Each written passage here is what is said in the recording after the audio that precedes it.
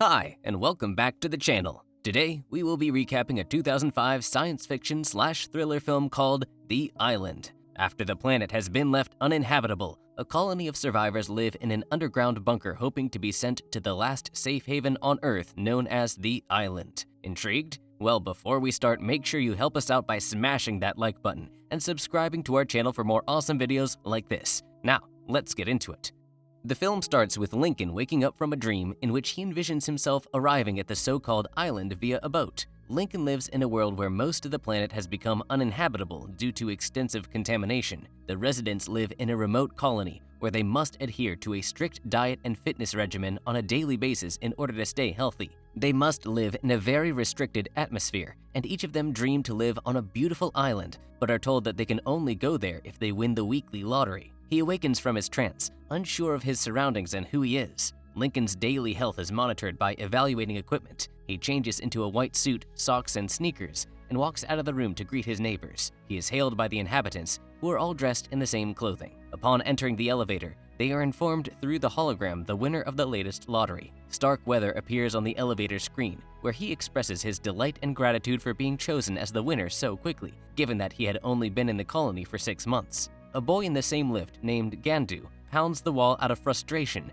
since he had not been chosen even after living there for 7 years. Lincoln arrives at the cafeteria where he is informed by the server that he cannot be given bacon today due to a nutrition flag. His best friend, Jordan, enters the scene and uses her charm to get the dietitian to serve her bacon, which she then places on Lincoln's tray. A guard approaches them, breaking into their conversation and instructing them to separate. After dinner, Lincoln pays a visit to Dr. Merrick, the compound's chief doctor. Dr. Merrick warns him about his close proximity to his best friend. He follows up with Lincoln on his nightmares and asks him to sketch what he saw in his dream. When Lincoln complains about the living conditions there, Merrick tells him that he is lucky to have survived at all. Lincoln finishes the drawing of the boat, which is rendered with the word renovatio. Lincoln is taken to the examination room by Dr. Merrick, who performs medical tests on him. Small micro-sensing orbs are dropped on his face, which crawl inside his body through his eyes. Lincoln arrives at work and expresses his dissatisfaction with his current position. On the other hand, John, his coworker, finds it rewarding to assist the citizens in obtaining their daily nutrients. Every day, fresh survivors are discovered and taken inside the compound,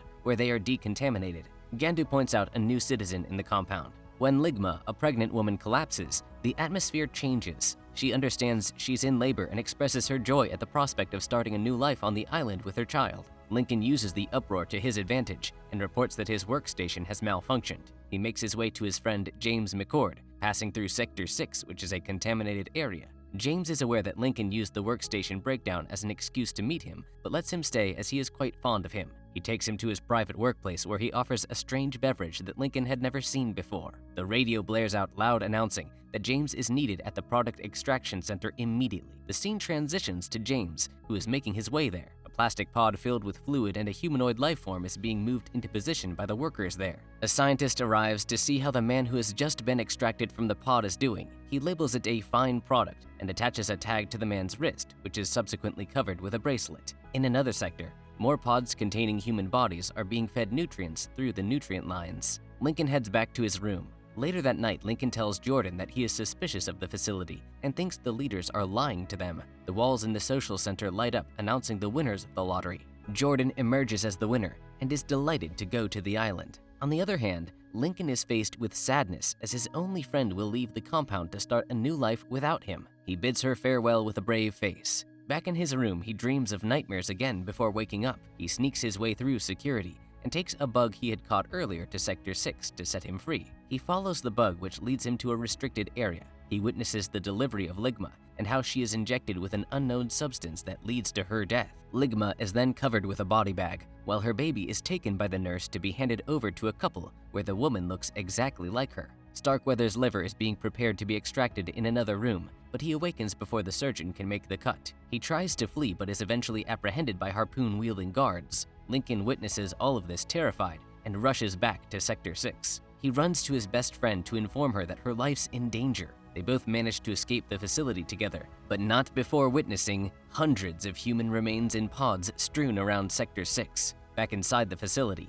The announcer informs the residents that Jordan is on her way to the island and Lincoln has been quarantined. Merrick, on the other hand, offers a presentation to potential clients. He stresses that all clones are in a vegetative state and incapable of feeling emotions. He moves on to meet a former mercenary, Albert Laurent, whom he orders to bring both Jordan and Lincoln back to the facility. Albert immediately begins an investigation into the clones. Outside, the pair is amused to see live snakes that have not been harmed by the alleged contamination. Merrick learns later that night that Jordan's sponsor requires immediate organ donations within 48 hours. Jordan and Lincoln, who are clones, continue on Route 39. Lincoln stumbles upon James and forces him to reveal all the compound's secrets. James discloses to them that they are all clones who were grown for spare organs in the event that their rich benefactors needed them. Their sponsors are not aware of the clones' consciousness, since Merrick has hidden them. Jordan and Lincoln decide to track down Tom Lincoln, who is Lincoln's wealthy backer, and inform him of the facility's true nature. For their journey, James supplies them with cash, credit, and clothing. The mercenary, on the other hand, has been tracking Lincoln and shoots James when he tries to alert the clones. The two clones arrive in town and use the directory to look for Tom Lincoln, only to discover that he is not listed.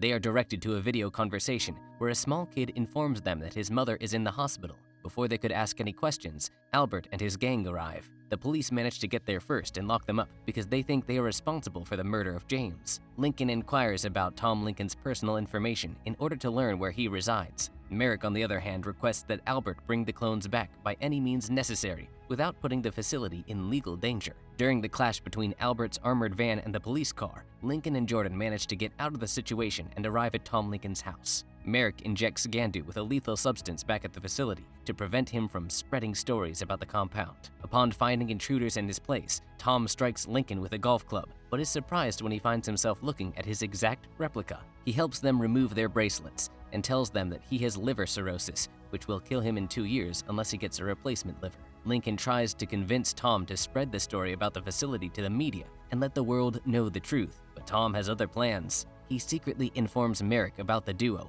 and leads them into a trap. The two Lincolns head to the TV station while Jordan stays behind. On their way, they get surrounded by Albert's men, and to Lincoln's surprise, Tom pulls a gun to his head. Lincoln drives away from the mercenaries and crashes into an abandoned museum where the showdown takes place. Lincoln tricks Albert into killing the real Tom by putting the bracelet onto his wrist. Lincoln later tells Albert that Jordan has left the state to look for her sponsor.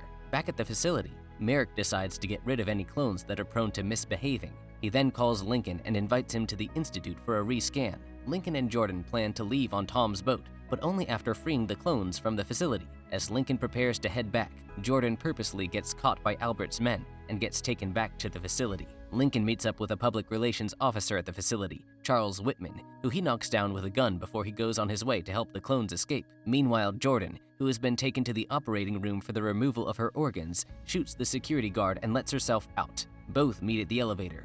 John follows the clones who have been brought together for disposal, whereas Lincoln goes on his way to shut down the holographic power display. When the Institute discovers that the dead body of Lincoln is actually the real Tom, an alert is sent out. Albert discovers Jordan and disarms her, but then assists her in rescuing the clones who had been trapped in the incineration chamber. When Lincoln enters the hologram room, he pulls down the lever to overload the reaction fan. Merrick arrives on the scene with a harpoon gun, intending to kill Lincoln, but ends up getting shot himself. The turbine collapses onto the walkway, where the two of them fight as the grid malfunctions. Lincoln manages to win the fight and defeat Merrick. The clones make it out of the compound and into the fresh air at the end of the film. Albert looks at Jordan and Lincoln as they kiss to celebrate their independence. And that's a wrap. I hope you enjoyed today's video. If you did, make sure you subscribe to our channel to stay up to date with all our latest releases. Other than that, thanks for watching, and I'll see you in the next one.